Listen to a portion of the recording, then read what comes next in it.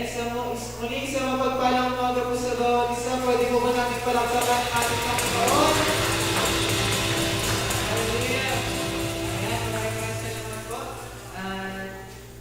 Bago po tayo magsimula, inanyayan ko pong lahat na tayo po magsibag tayo upang tayo manalangin tayo po hindi nakasubas namin Panginoon. Ayan, sa lahat po ng mga adik natin, sa mga maliliit, mga adik natin na nandiyan, pakibantayan mo sila na tayo po'y tumahimik. Inihiling ko po ang katahimikan. Nandiyan ko rin po ang lahat na tayo po'y pumikit, yumuko, dalhin ang presensya ng ating Panginoon.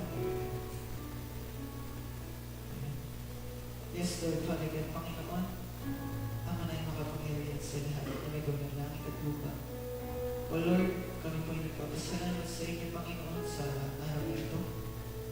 Salamat po, Ama, dahil sa panibagong buhay, sa panibagong pagkasa niyo pinagkaloob sa bawat isang Panginoon. Maraming salamat po sa buhay ng bawat isang narito, Panginoon, ngayon sa inyong bahay sa bahay. Maraming salamat po sa kanilang mga buhay na iniliaan nila itong araw na ito para sa inyong Panginoon. At Lord, humingi po kami ng gabayang basbas ninyo, Panginoon, sa service namin sa araw ito. Dalangin namin naman na kailangan siyang maitaas, kailangan makilala, Panginoon, sa lugar na ito. At dalangin din namin naman sa lahat ng mga instrumentong gagamitin nyo, sa maghahayag ninyong mga salita, sa gagamitin nyo na manguna sa worship, sa mga nanay na nagluluto, sa mga teachers, ashes, Panginoon, technical, sa lahat ng mga pamanay gagamitin nyo, Panginoon, sa service na ito. Ay humingi na po kami ng katagumpayan, Panginoon, sa pangalan nila ng Jesus.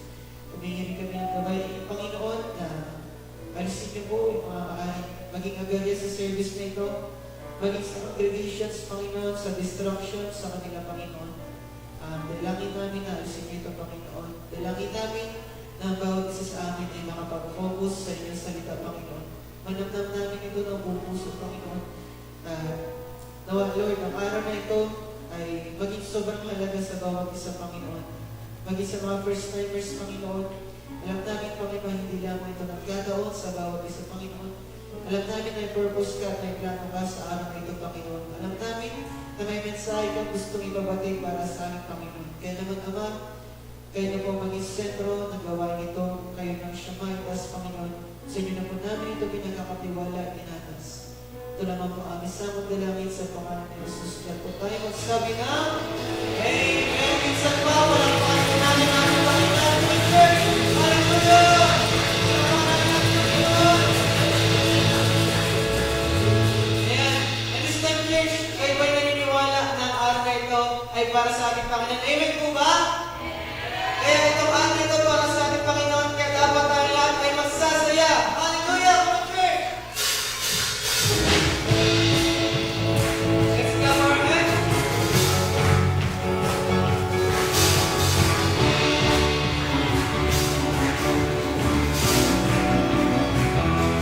Sasaya sa iyong pinakawalingan, ay sumpa sa Panginoon.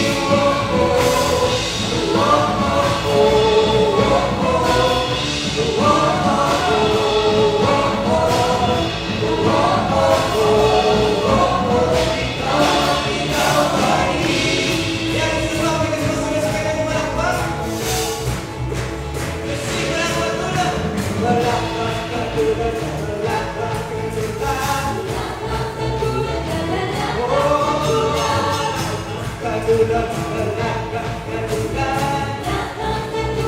Sabay sa katulad. Wala kang katulad, wala kang katulad.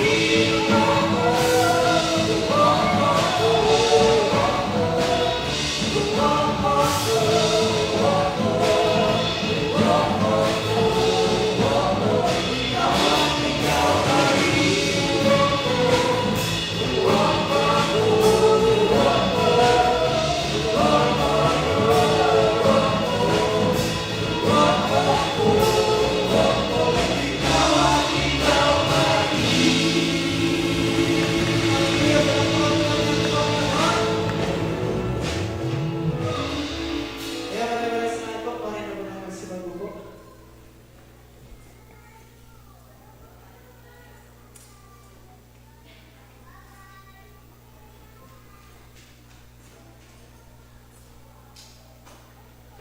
Ayan. Ayan, muli isa pong mapagpalang umaga sa ating lahat. Sino pong nag-bless ngayon sa umagang ito? Amen po ba? Ayan, baka tulog pa sila. Amen po ba? Amen. So, ayan, makatulog pa ang lahat. Tulog pa. Pwede po bang kamayan po natin yung katabi natin? Pwede po bang kamayan natin yung katabi natin? Yakapin, kumustahin? Yan, shake nyo na rin. Kasi baka natutulog pa. Sige po, huwag kayong mahiya sa katabi nyo. Ayan. Kasi mamaya pagkatapos ng service, baka hindi nyo pa sila kilala. Pwede rin yung sa harapan, sa likodan. Kamayan nyo po. Pwede yung kumustahin. Yakapin. Ayan. Okay na po ba? Ayan. Kilala niyo na po ba yung katabi nyo? Baka hindi pa. So ayan, isang mapagpalang mga gagulit sa ating lahat. So, kung maalala niyo po noong last Sunday, maraming mga nag-testimony dito sa harapan. Ano po? And syempre, gusto din natin marinig yung iba. Ano po? Isang huling ko yung nagdaan, imposible na walang ginawa ang Lord sa buhay mo. Amen po ba? Amen. Isang linggo nagdaan, alam ko may ginawa sa'yo si Lord. Kaya, hinihiling ko na, lakasan mo yung loob mo na, testify dito sa harapan niyo, kabutihan na ginawa sa'yo ng Lord. Ayan, so, sino pong may gustong mag-testimony dito sa harapan, kung paano pumilos ang Lord sa buhay niya, kung ano yung miracle, blessings na tanggap niya sa Lord. Kaya sige po na po kita dito sa harapan. Sino pong gusto ng testimony? Hello? Sino pong gusto ng testimony? So ayan, wala ko na po ang testimony po. So, testify ko lang din po, yan po about sa school. Kasi nga po, kami second year po is pag nakaramdam na ng pressure. Sa hindi po kasi nakakalam, first ko po is education. Ano po. So, kaya po mga second year is kailangan mo na ng battery bago third year. Pag hindi nakapasa ng battery is hindi ka pwede mag-third year sa education. So, hindi ko po kasi ramdam yung pressure na kahit sinasabi na po ng mga prof namin na malapit na yung battery, 1 month na lang, sabi namin, hindi pa po ako nakakaramdam ng kaba. Nagkaroon lang ako ng ramdam ng kaba is nung nagawa na po sila ng GC para sa mga mag-exam ng battery. So nagawa po sila ng GC, nandun na po yung nagbigay rin po ng ilang reviewer. So doon na po ako nakaramdam ng kaba, sabi ko gano'n. Lord, paano kaya ito Lord, sabi ko gano'n. Kasi kung hindi ko siya may papasa, sayang yung mga pinag-aralan ko ng 2 taon. So, ayan, di natin alam ang plano ni Lord, but we know na mas maganda ang plano ng Lord sa buhay natin. And ayun din po, testify ko rin po kasi ngayon finals na rin po namin. Tambak na rin po kami ng gawain. Sa course, sa major po kasi namin na PE, hindi po kasi kami nawalan ng sayaw. So ngayon po is magkakaroon po kami ng performance na 12 na sayaw. So kung dalawa pa lang na sayaw, hirap na ako magkabisado. Paano pa kayo 12 na sayaw? So yung 12 na sayaw po yun is, hindi lang siya 1 minute na sayaw. So kung makakapanood po kayo ng mga, pero po kasi kami mga folk dance, European, yun po. So 12 po lahat sila yun. And syempre, sa amin is medyo okay na yung mag-aaral kami nun. Ang nakakala lang din is yung gastos din po. Kasi bawat sayaw, may kanya-kanyang costumes, kanya-kanya kami renta, yun po. So doble kami ng gastos and mayroon pa mga props. Nagkaroon pa po kayo natin, nag-labor kami ng mga kakilala para magawa ng props namin. Ganun. So, ayun po. Nakakaramdaman ng pagod, syempre.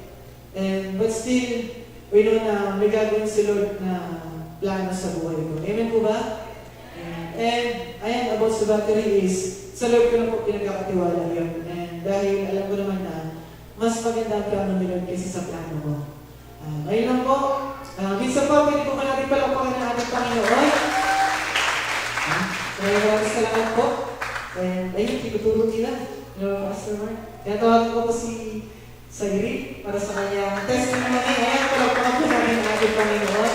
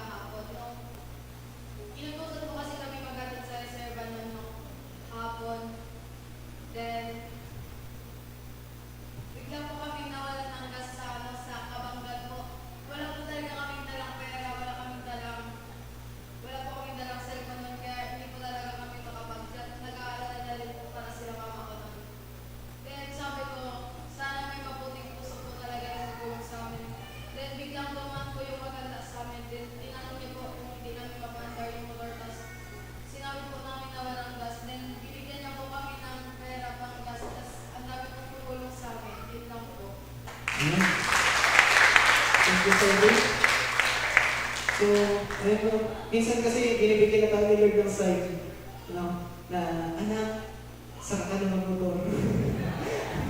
Hindi rin natin napapansin pero may sign na talaga binibigay si Lord. Thanks to God kasi yun lang naman yung nangyari. Hindi naman natin sinasabi na nangyari yun. But alam natin iningatan si Spirit ng Lord. Amen po ba? Amen. So ayan, pwede po bang makarinig pa kami ng isang testimony dito sa harapan?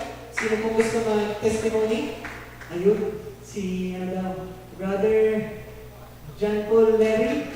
Ayan, pakaka natin ang ating Panginoon.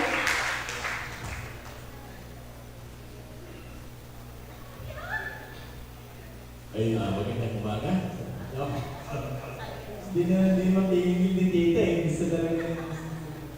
Ayun, salamat lang kay Lord kasi dahil na nangyayari sa school, sa bahay. Pero thanks God surviving by His grace. Magpasalamat ako kahapon na try lang mag-audition sa Pilipinas Got Talent. Dun sa Kabanggan, kung available kayo sa April 11. Magpa-perform kami dun sa sports center. Try lang mag-audition. Kasi kailangan eh. Wala na eh. Butas-butas na yung bulsa eh. Ayun, try lang experience ganun. Magamit sa, ayun, na parang exposure ganun. And talent na binigay ni Lord ganun para sa practicality tsaka syempre sa worship. And ayun, super grateful lang kay Lord at sa mga blessings pa na dumarating. Ayun. Sige, saka na. Salamat po, ayun ako. So, ayan, thank you, Chancellor Mary.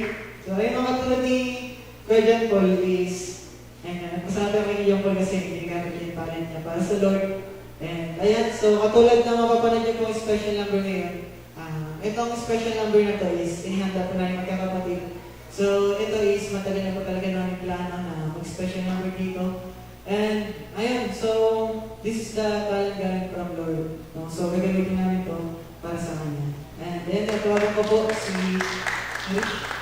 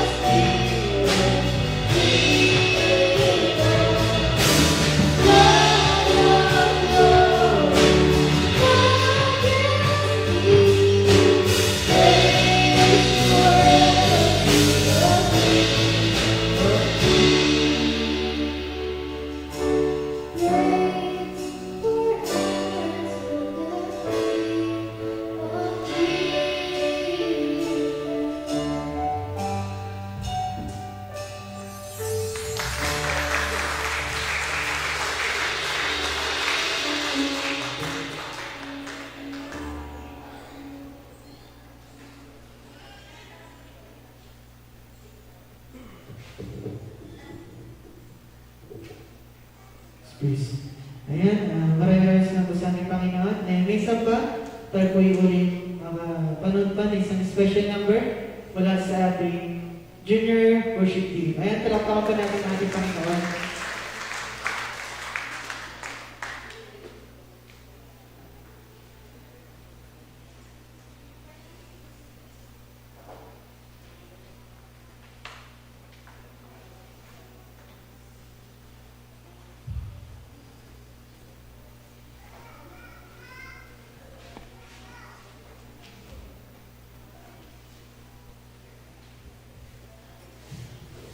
So yun po, isang kapagpalang araw po sa ating lahat. Nandito po kami ngayon sa harapan para awitan po ang ating Panginoon. So kung alam niyo po yung kantang to, pwede niyo po kaming sabayan. So yun na po, ang sinabi nga sa Mateo 24:6 verse 7. Makakarinig kayo ng mga labanan at makakabalita ng mga digmaan sa iba't ibang dako. Ngunit huwag kayong mababahala dahil talagang mangyayari ang mga iyon. Bagamat hindi pa iyon ang katapusan ng mundo. Maglalaban-laban ang mga bansa, gayon din ang mga kaharian. Magkakaroon ng tagutom at lilindol sa maraming lugar.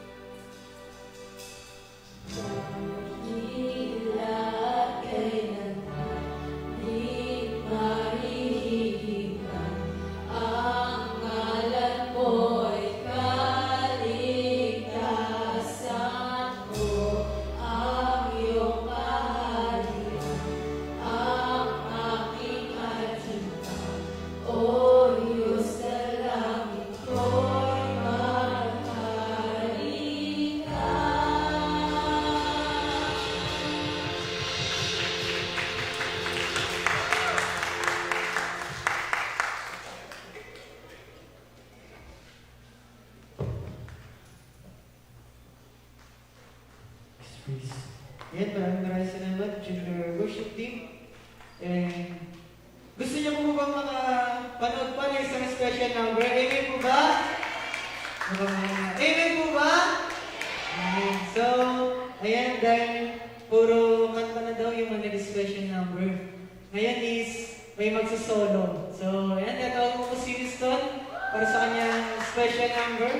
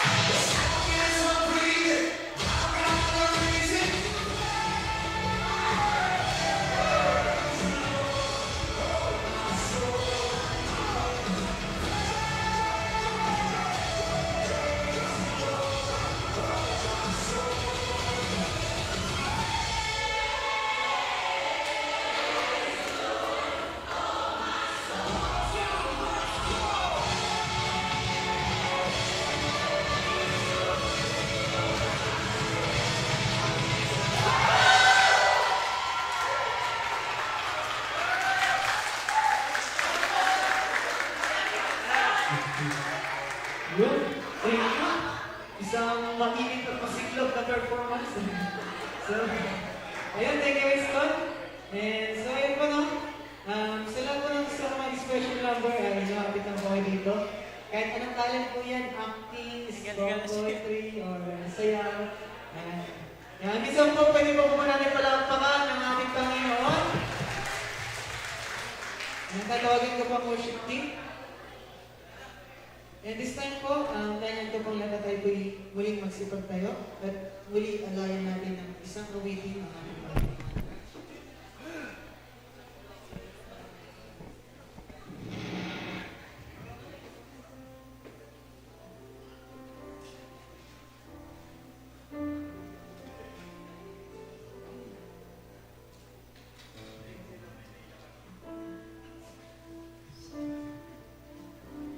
So, ayun, this time church, ang oras na ito ay damit po natin ng presensya ng ating Panginoon. Awitin natin itong awit na ito ng buong puso.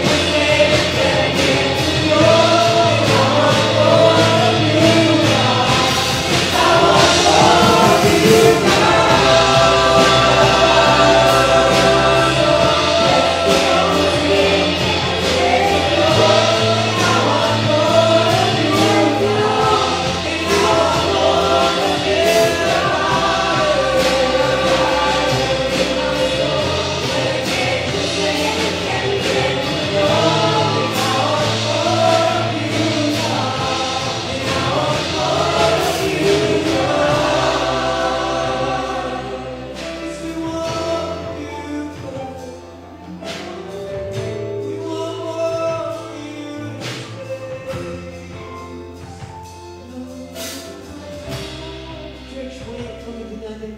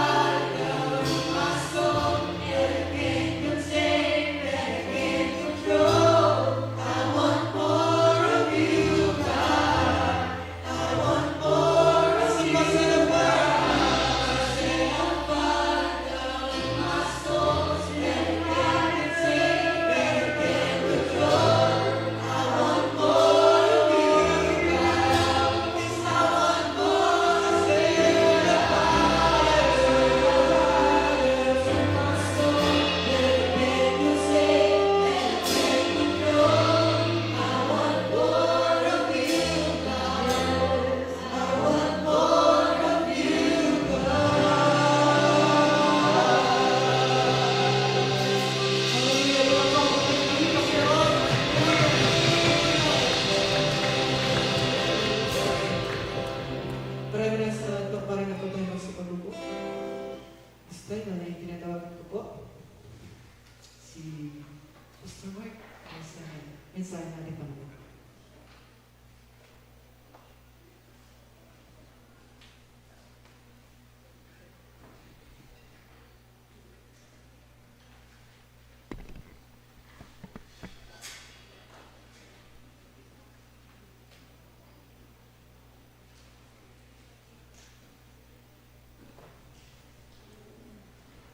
Ayan. Good morning sa bawat isa. Patingin po natin ating mga katabi. Ayan. Ako. May mga bisita po ba tayo dito na bago, na first time po na dumalo sa ating simbahan? Taas ang kaliwang paa. Taas ang kamay o pwede bang tumayo kung sino yung bagong paa natin yan? Ganun ba? Sige, remain standing lang po. Sige. Sino pa po? Ayan, Nanay Lourdes, no? Meron po ba?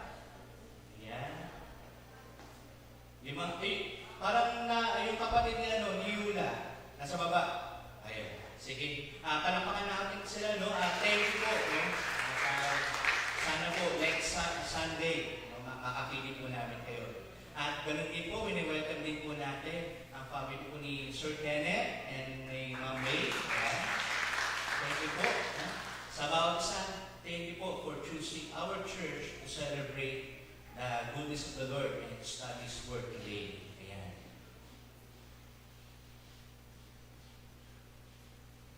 Grabe no, nakakamiss kami lahat. Kasi nung Sunday ay kasama ko po si Sister Lemil na nag-take ng board exam. So, medyo pagkatapos talaga nun ng exam, sabi ko, Lord, kayo na po bahala. No? Ano man ang kalooban mo, ang siyang masunod. No? At pakisama na rin po sa inyong panalangin ang magiging resulta. Nare-realize ko no, na mas mahirap pala yung naghihintay ka ng resulta kesa nung nag-e-exam ka. Kasi parang hati yung puso mo Lord, kalooban mo ba o hindi? No? Pero regardless, ano man po ang maging resulta, sabi nga po namin ni Sister Remede, ang kalooban ng Panginoon ang siyang masunod.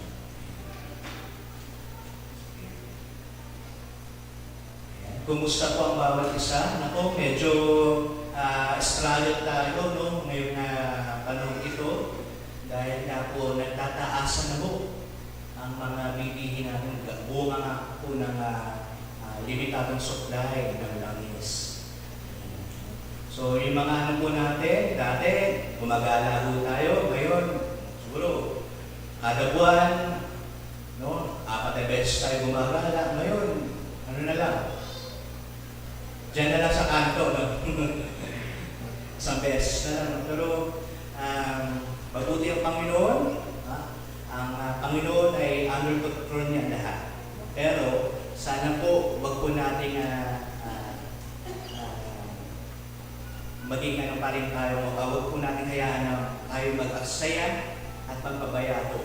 Magtipid po tayo kung nakailangan po. Kaya muli, tayo po yung manalangin muna upang simulan ng ating aral.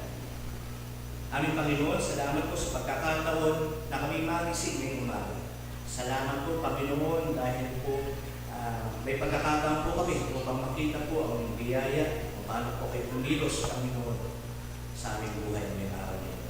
Lord, sa umagang ito, tulungan niyo po kami, bigyan niyo po kami ng talino, Panginoon.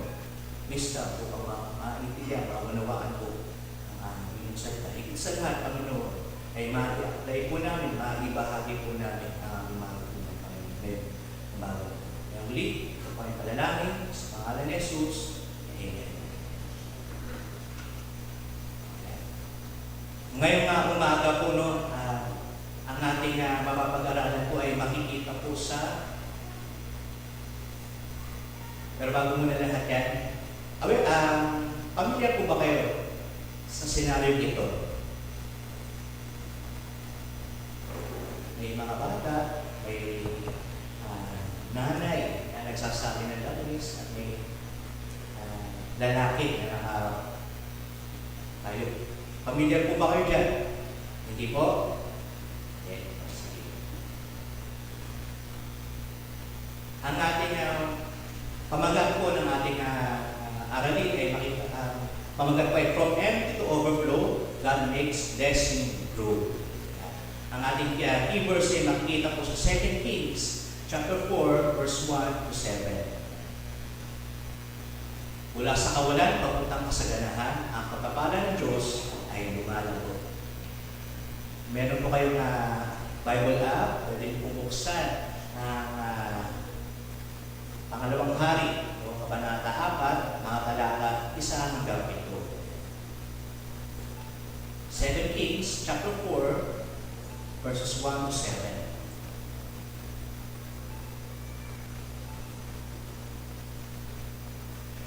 Mga kapatid, sa 2 Kings, makikita natin ang kwento ng isang balo na naharap sa matinding krisis dahil sa kanyang utang.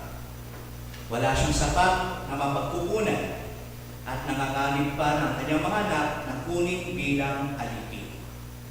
Sa gitna ng kanyang desperasyon, lumapit siya sa propeta si Elisha.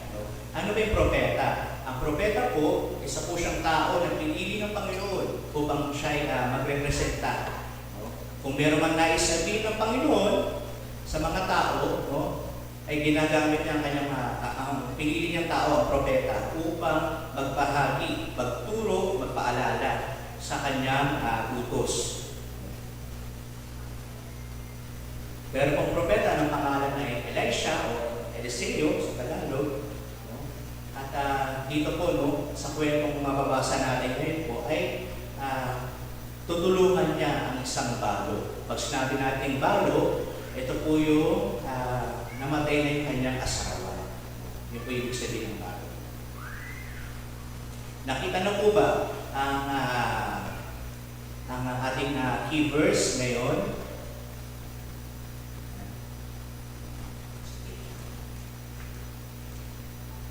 Ayan yung pong basahin ko po. One day, the widow of a member of the group of prophets came to Elisha and cried, "My husband who served you is dead, and you know how he feared the Lord. But now a creditor has come, threatening to take my 2 sons as slaves. What can I do to help you?" Elisha asked. "Tell me, what do you have in the house?" "Nothing at all, except a flask of olive oil," she replied. And Elisha said, "Borrow as many empty jars as you can from your friends and neighbors. Then go into your house with your son and shut the door behind you. Pour olive oil from your flask in the jar, setting each one aside when it is filled." So she did as she was told. Her son kept bringing jars to her, and she filled one of another. Soon every container was full to the brim. "Bring me another jar," she said to one of her sons. "They aren't anymore," he told her, and then the olive oil stopped flowing. When she told the man of God what happened, he said to her, "Now sell the olive oil and pay your debts, and you and your son can live on what is left over."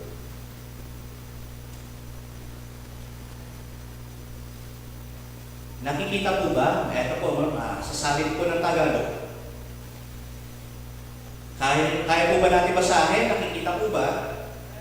Amen. Sige, basahin natin na may puso. Okay? 1, 2, 3, go! Ang asawa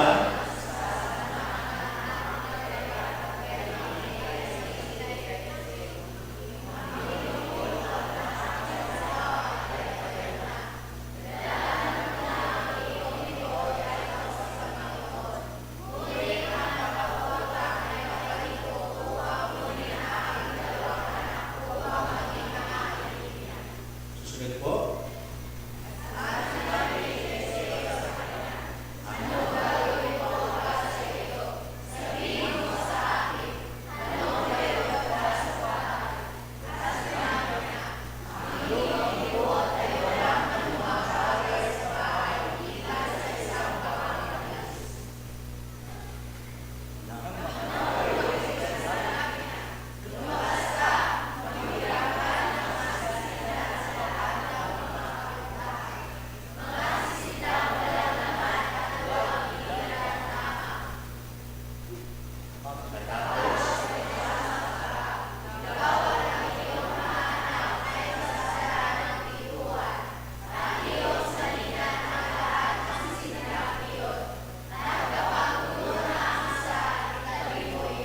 Hindi na.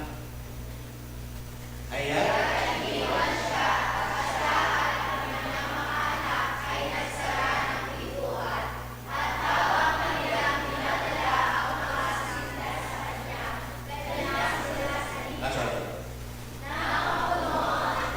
sorry.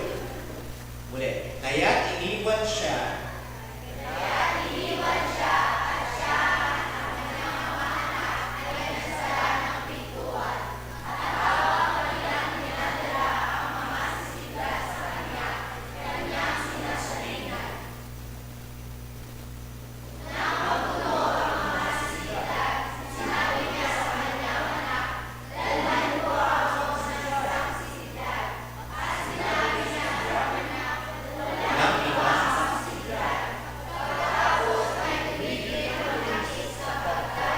Last one.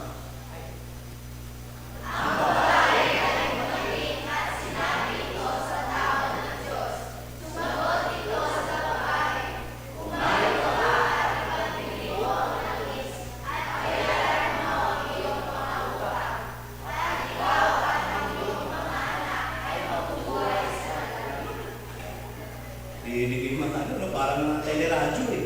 Humaan ko. Parang teleradyo ah. Sa halip na agad ang solusyon, tinanong siya kung anong meron siya. At ang sagot niya, kaunting langis lamang. Ngunit sa kami ng Diyos, ang kaunting iyon ay naging kasangkapan ng himala. Sa kanyang pagsunod, ang langis ay patuloy na umagos hanggang mapuno ang lahat ng sisidlan o lalagyanan. Hindi lang sapat, kundi sobra pa. Sa panahon ngayon, maraming pamilya at negosyo ang nahaharap kalikulan na sitwasyon. Dahil sa mga krisis tulad ng mga tensyon sa gitnang silangan, Middle East, tumataas ang presyo ng langis, pamasahe, kuryente, at mga pangunahing bilihin. Tulad ng balot, nararamdaman din natin ang kakulangan at pangamba. Tama po ba? Ngunit sa kwentong ito, hindi lamang tungkol sa problema. Ito ay tungkol sa kapangyarihan ng Diyos sa gitna ng kakulangan. ngayon na umaga, paano ba natin haharapin ang krisis na ating pinagdadaanan ngayon? Hindi lang sa ekonomiya, marahil sa personal din natin buhay. Paano natin harapin ang krisis, ang kakulangan? Kaya ngayong umaga, meron po akong nandang 3 paalala.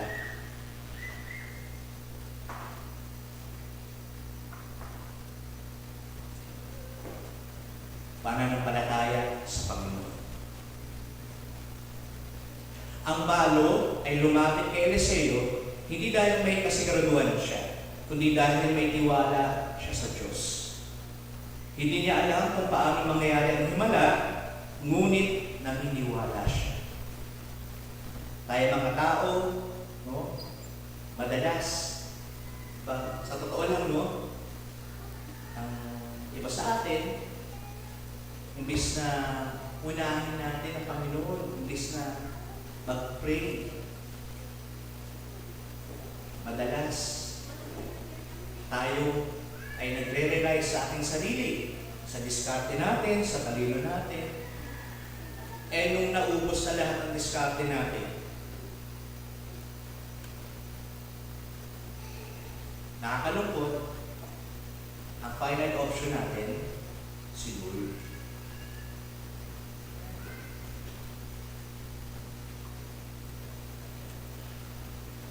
Nakalimutan natin, dapat bilang mga Kristiyano, ang first step sa anumang gagawin natin ay manalangin. Manalangin ng kanyang karunungan, anumang desisyon ang gagawin natin, pero ang iba, dumating ang problema, dumating ang krisis, inuna ang kanyang sariling diskarte. Ang kanyang sariling plano. Pero nakalimutan niyang sumangkuni muna sa Panginoon, humingi muna ng advice. Sa kwento, ang balong babae,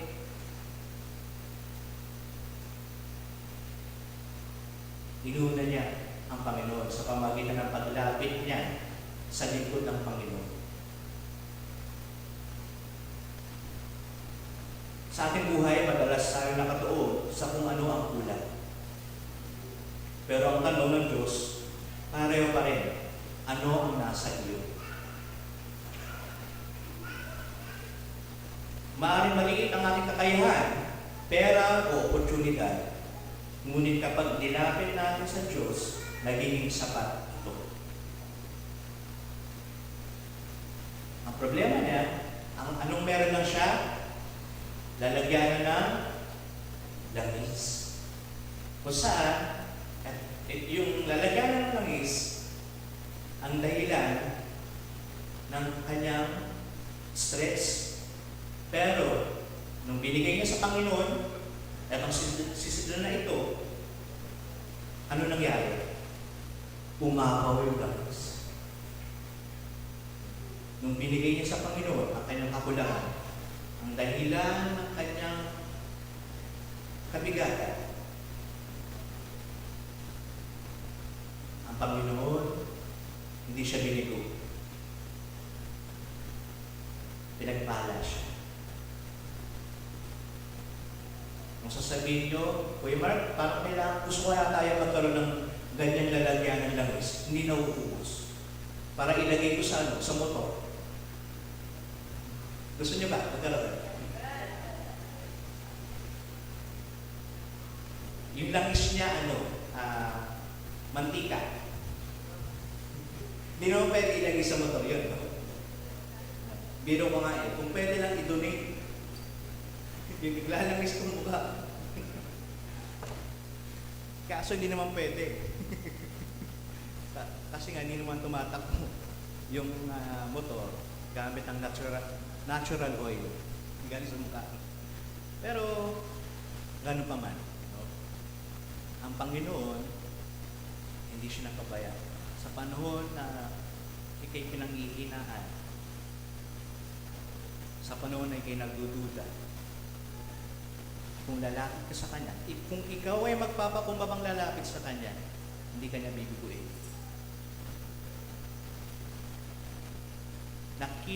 Madalas natin makita sa mga sitwasyon na kulang tayo, sa sitwasyon na walang-wala tayo.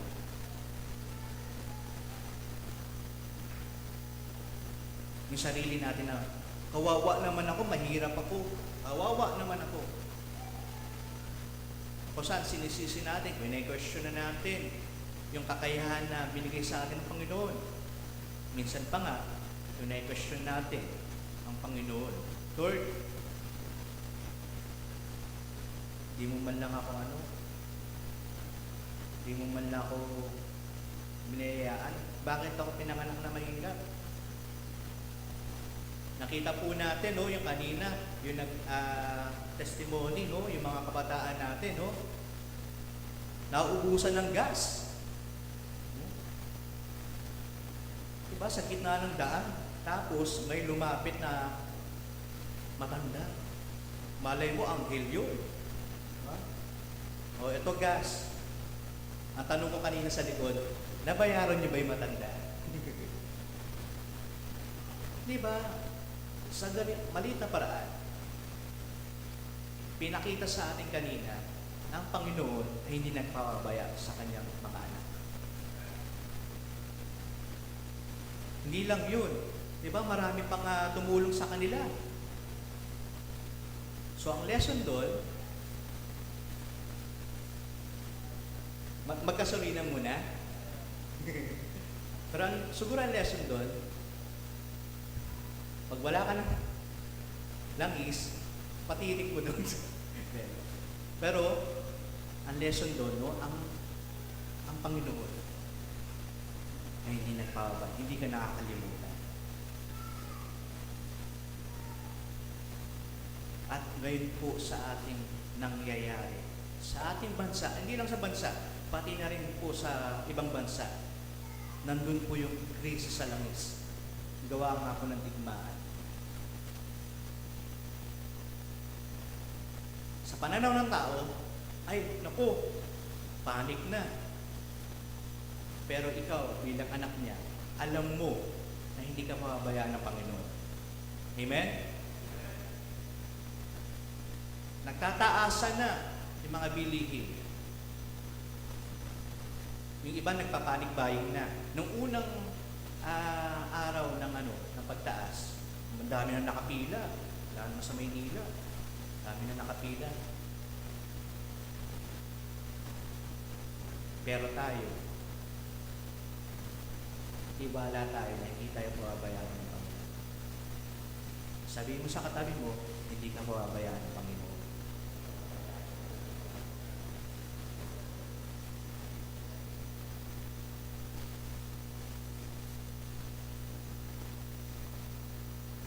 Paalala po sa atin, ang pananampalataya ay hindi nakabase sa dami ng meron tayo, kundi sa laki ng Diyos na pinagtitiwalaan natin. Amen?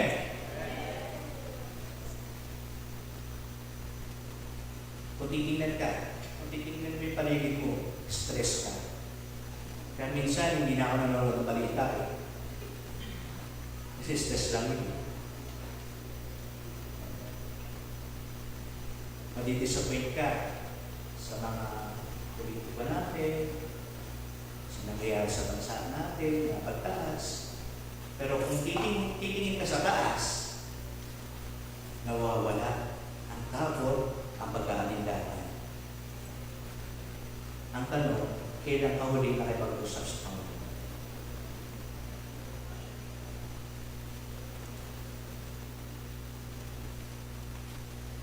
Huwag po natin kaligtaan ang personal devotion natin. Prayer time, quiet time. Kasi po, kung meron po tayong oras sa Panginoon, doon tayo huhugot ng lakas sa Kanya. Kailan ka uling nag-devotion?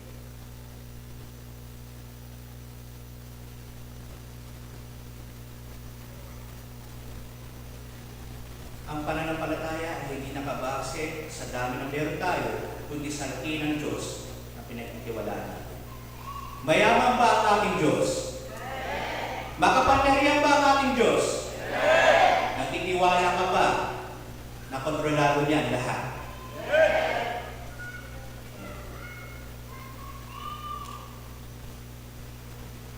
Faith is not based on how much we have, but on how great the God is whom we trust.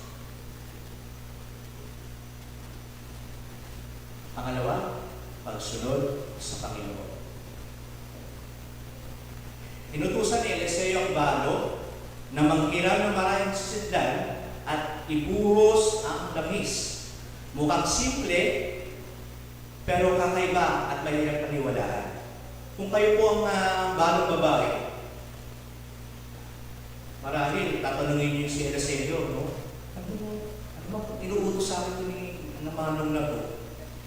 Kukuha ko sa sidlan, kukunin na nga yung kukunin niya yung pinagkakautangan, kukunin yung mga anak ko. Tapos ang utos sa akin, kukuha ng ng banga, babayan ko yung banga. Minsan ganun tayo, no? Parang, siguro, dahil natural sa ating mga tao na parang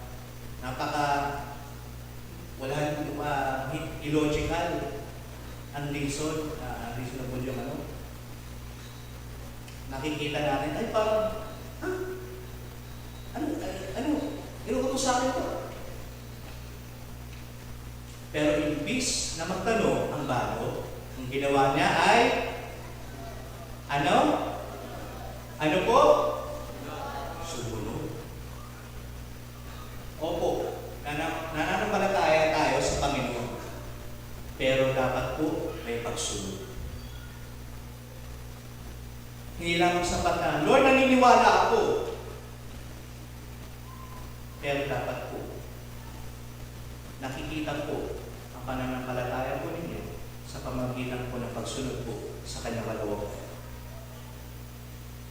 Paano niyo po malalaman ang kalooban ng Panginoon? Kung hindi po kayo naglalaan ng oras, makipag-usap sa Kanya, magkaroon po ng bagay sa Kanya.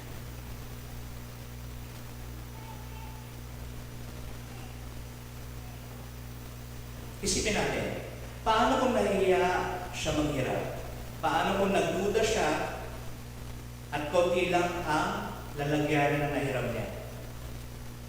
Ang dami ng kanyang naranasang himala ay konektado sa kanyang pagsunod.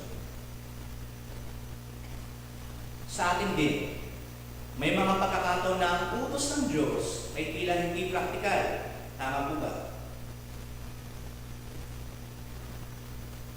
Mapatawad, magbigay ng kahit kulang, pagtiwala kahit walang kasiguraduhan. Nagtitiwala pa rin ba tayo sa Panginoon kahit hindi natin naiintindihan ang mga nangyayari pangit sa ating buhay? Madaling sabihin, totoo po. Pero it takes courage. It takes a humble heart to trust God sa kanyang magandang plano. May hirap po maniwala kapag tayo dumaraan sa madaling pagsubok, problema. Pero, gaano mo kakilala ang Panginoon mo? Yun ang tanong. Nakita mo, hindi ka pinabayaan ng Panginoon ng mga nakaraang araw, nakaraang pagsubok. Ngayon ay haharap ka sa pagsubok ulit, krisis. Ang tanong, gaano mo kakilala ang iyong Diyos? Kung sinasabi mo, mayaman ang Diyos, tama ka.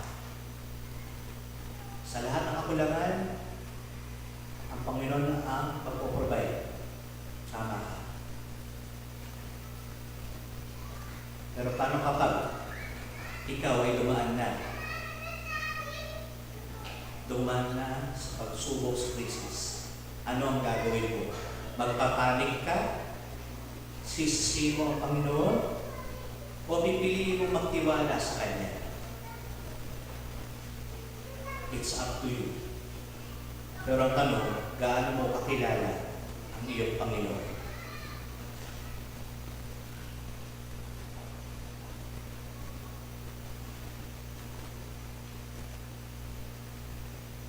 Yung utos niya na, sige, pumasok kayo sa bahay ninyo, no? Ang utos ni Elisha sa balo, sa kanyang mga anak, pumasok kayo doon. No? Pumasok kayo. Kasi sa totoo lang po, kung pag-aaralan niyo po yung batas ni Moses, no? May karapatan po ang creditor or yung inutangan niya na kunin niya ang kanyang mga anak bilang bayad. Medyo harsh, pero yun po talaga yung law. Pero nung sinabi ni Elisha na pumasok kayo sa loob, no? Doon kayo at punuan niyo yung mga lalagyanan. Kasi po, sabi ko sa law, sa Deuteronomy, no? Kung kayo magpapautang sa inyong kapatid, huwag kayong papasok sa bahay. Bahay niya para kunin ang kanyang sangla. Maghintay kayo sa labas upang doon tanggapin ang sangla na kusang ibibigay ng nangutang. Yun po yung sabi ng law, Mosaic law. No? Kaya sabi ni Elisha, o sige, pumasok kayo sa loob. Para sa ganun, ay hindi makuha agad yung mga anak niya. Kaya nakita niyo no, yung advice ng propeta, no? Kasi nga yun yung sabi sa batas ni Moses, no? Na hindi pwede kasi kapag nakita ng pinagkakautangan na nasa labas yung mga anak niya, legal niyang pwedeng kunin niya yung kanyang mga anak bilang bayad sa kanyang utang. Pero sabi ng propeta Elisha, pumasok ka sa loob upang sa ganun, no? Nung sila pumasok sa loob, meron silang time na gawin yung himala ng Panginoon.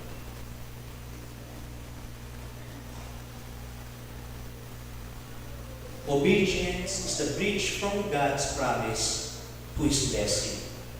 Isipin po ninyo, kung hindi ginawa, kung hindi sumunod ang balong babae, ano kaya pwede mangyari? Hindi sila makakabayad at makukuha ng pinagkakautangan niya, yung natitirang yaman niya sa kanyang buhay. At ito po yung kanyang mga anak. Kung hindi sumunod ang balong babae. Minsan, mga kasama, sa dulo ng pagsunod natin sa Panginoon, nandun yung pagpapala. Gusto mong pagpalain ka ng Panginoon? Sumunod ka. Hindi ka lang basta pagpapalain, kundi iiwas ka niya sa heartbreak, sa masamang mangyayari, aksidente. Kung susunod tayo sa Panginoon, nandoon ang pagpapala. Ang pagsunod, ang tulay mula sa pangako ng Diyos tungo sa kanyang pagpapala. Amen? Tapos pangatlo, pagpapala galing sa Panginoon. Hindi tumigil ang langis hanggang may sisidlan. Nang naubos ang sisidlan, doon lamang tumigil ang langis. Pinapakita nito na ang limitasyon ay hindi kakayahan ng Diyos, kundi ang ating kahandaang tumanggap. Ulitin ko, pinapakita nito, ang limitasyon ay hindi ang kakayahan ng Diyos, kundi ang ating kahandaang tumanggap.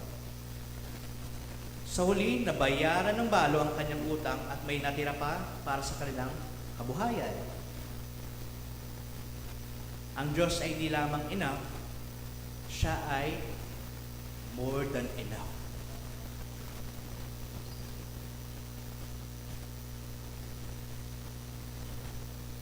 ang pagpapala ng Diyos ay hindi lang para makasurvive tayo, kundi para mabuhay tayo na may pag-asa at sapat.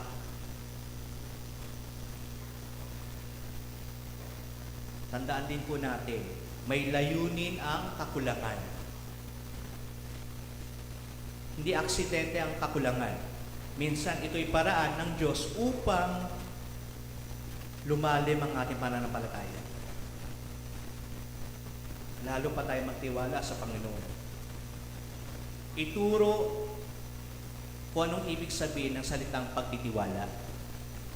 O madaling magtiwala sa Panginoon kapag may mga blessing.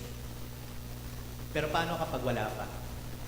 Paano kapag hindi pa binibigay ng Panginoon ang hinihiling mong blessing? Magtitiwala ka pa rin ba?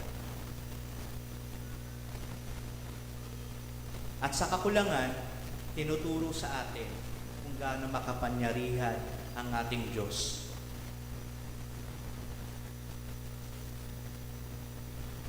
Tandaan po natin, ang kakulangan ay maaaring maging daan para maranasan natin na ang Diyos ay sapat.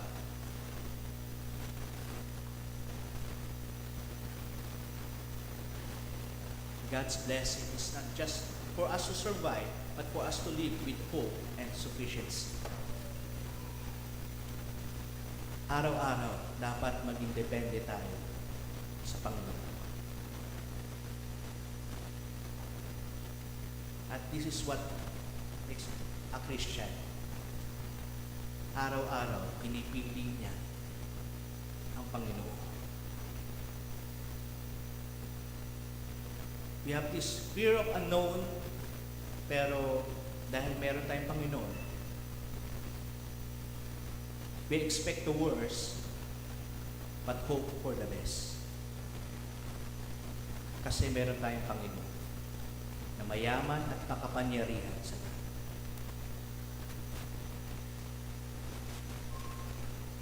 Ang pagpapala ng Diyos ay hindi lang para makapag-survive tayo, kundi para mabuhay tayo na may pag-asa at kasapatan.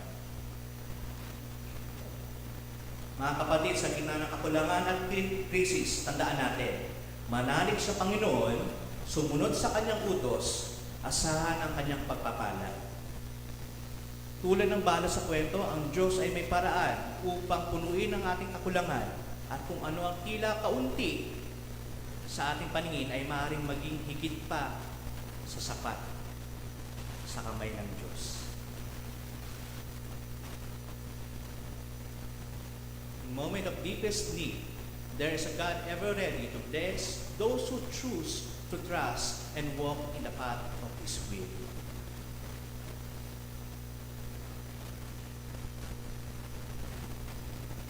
Sa oras na matinding pangangailangan, may Diyos na matapat na handang magpala sa mga magtitiwala at susunod sa Kanyang kalooban.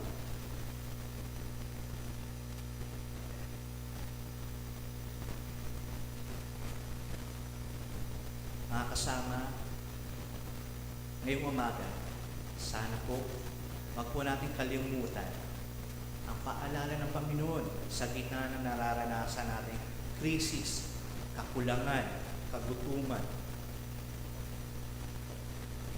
Ang Panginoon, kontrolado niya ang lahat. Marahil nagpapanik ang nasa paligid natin, pero ikaw na anak niya, nasa iyong pagpili kung ikay susunod sa kanyang utos. Pero tandaan mo, kung ikaw ay susunod sa kanyang kalooban, nasa dulo ang pagpapala. Nandoon ang probisyon sa kanyang kalooban. Makasama tayo manalangin.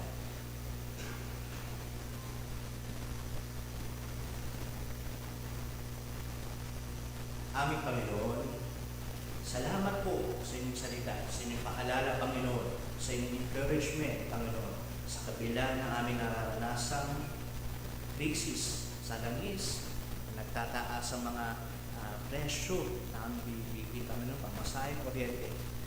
Panginoon, tulad ng balo, tulungan niyo po kami na sumunod magtiwala, Panginoon, at pumasa ko sa iyong ekonomiya, sa iyong kapangyarihan, Panginoon.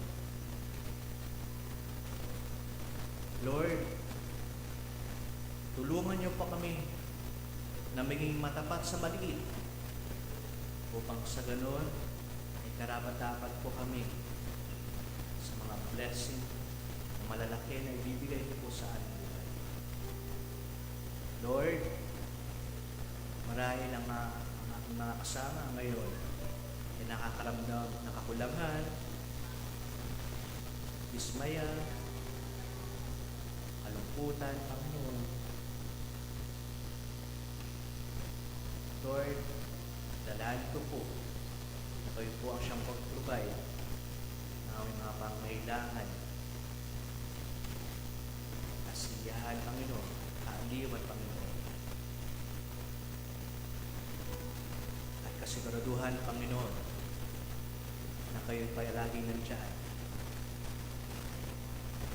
Handang magpala, lalo na kung kami po ay susunod sa inyong kalooban. Kaya Panginoon, ano man lahat ng aming pinagdadaanan, Panginoon, ay binibigay po namin sa inyo. Palitan niyo po ito, Panginoon, ng pag-asa at katotohanan na kayo po ay may magandang plano at kayo po ay sapat na.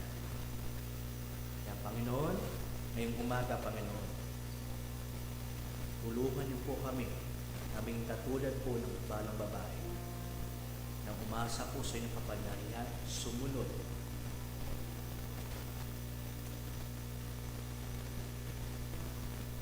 At patuloy niyo po kami nagabayan sa aming paglakad, Panginoon. Pakita po, Panginoon, na kayo po ay isang mayamang Diyos. Kapangyarihan, Panginoon. Kaya muli, Panginoon, salamat po sa inyong salita, sa inyong pangako, Panginoon, na hindi niyo kami iiwan at pababayaan. Pinibigay po namin po sa inyo lahat ng aming kabigatan, Panginoon. Ito po ang aming panalangin sa pangalan ni Jesus.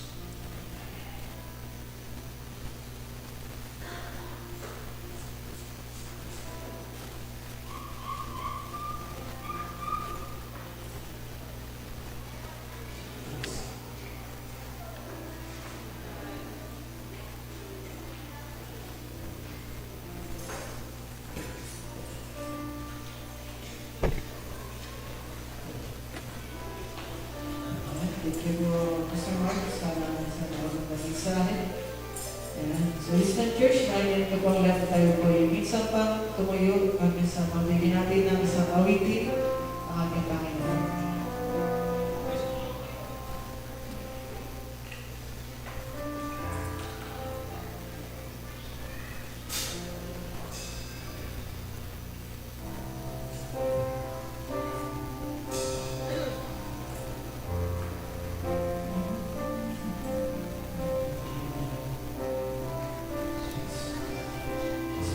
Yes,